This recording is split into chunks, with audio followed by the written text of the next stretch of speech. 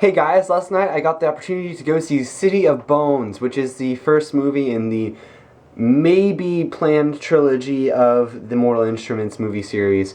And I love the book so much because these books are just, they're so good. And the first one is not even like one of the best ones. Like, the best ones, in my opinion, are City of Ashes, City of Glass, and City of Lost Souls.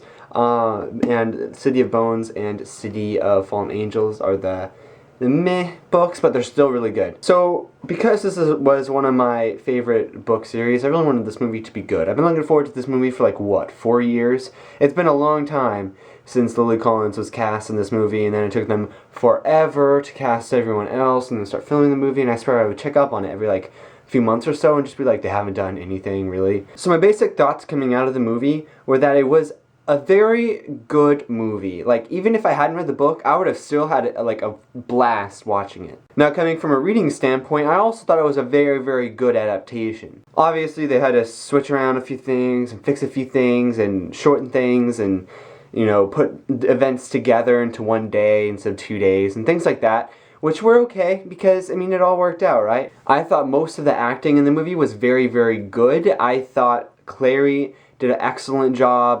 Lily Collins, I mean. Simon, played by Robert Sheehan, and Jace, played by... name escaping me. What is you? Jamie Campbell Bower.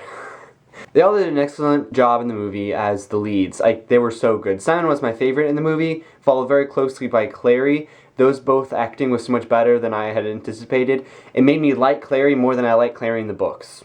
So let's just say that. And Simon in the movie was just perfection. Like, he was the perfect Simon. So I understand why they chose him. And Jace was also really good. Like, I know people weren't really happy with Jamie Campbell Bower, like the casting. They don't think that he looks like Jace.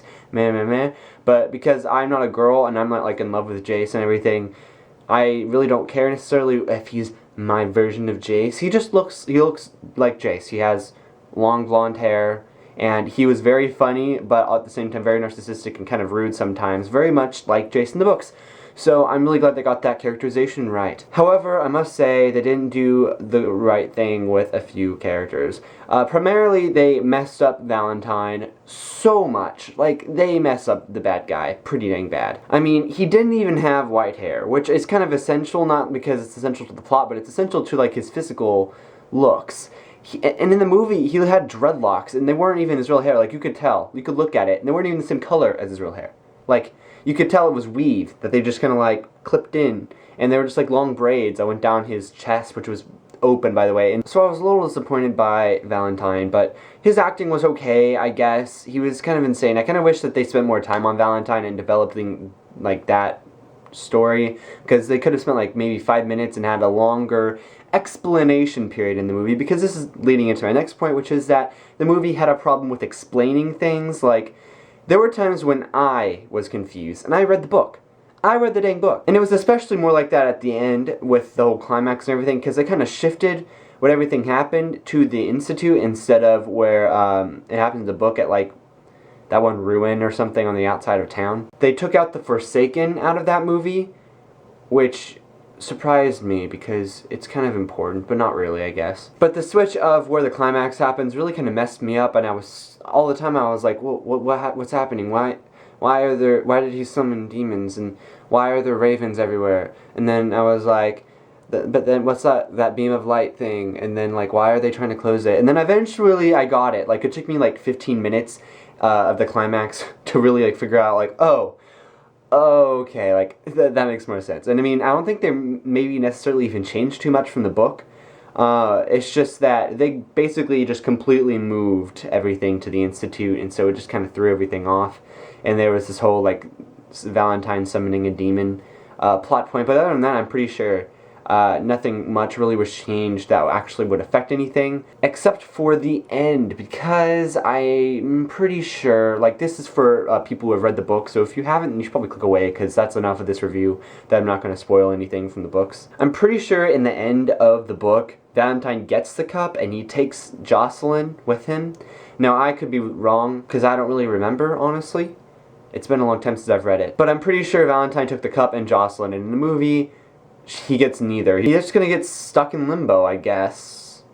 And I'm sure they totally left it open for most things to happen in book 2. Like, Simon was, he was bitten by a vampire. Although I'm pretty sure in the book he drank vampire blood, but maybe they did both to him. I don't really remember. I'm still a little fuzzy. And Valentine could easily come back, like he's not dead. They introduced the sword in the movie. They didn't say it what it was, but there were, you could see it, it was in a scene, and it was just there. And I was like, ah, I know what that sword is, and none of the other people in the theater knew because they weren't saying anything in the movie. Isabel was a little disappointing in this movie, I have to say. Her characterization was a little flat. I wish she was more snarky, and I wish she had more lines, honestly, because in the book she was much more fun to watch, and in the movie she was just kind of bland. Alec was done really well, though, his whole, he's in love with Jace, and the whole, Magnus and Alec thing, done very well. They didn't, overpower the movie, and it was just kind of, hints into what could happen later, obviously.